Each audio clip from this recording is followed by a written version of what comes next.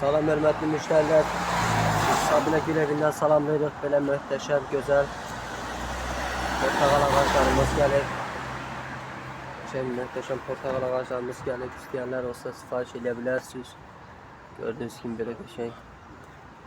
Üzərində bol çiçəkli ağaclarımız.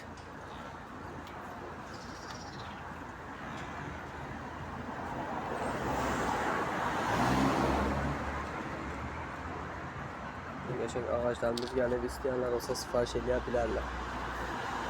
Sonra belə bir dənə də əjdaha canavar limonumuz var. Hörmətli müştərilər. Limonun böyüklüyünə baxın, iriliyinə baxın. İstəyən olsa bu qəşəng böyük limon ağacından da sifariş edə bilər. Çatdırmamız metrlara ödənişsizdir. Çatdırma edəndə heç bir ödəniş almırıq metrlara. Rayonlara və bölgələrə, digər rayonlarımıza da kargo ilə çatdırma edə bilirik. Hal-hazırda limonumuza baxırsınız. Üzərində belə bol çiçəkli limonlarımız var, hörmətli müştərilər.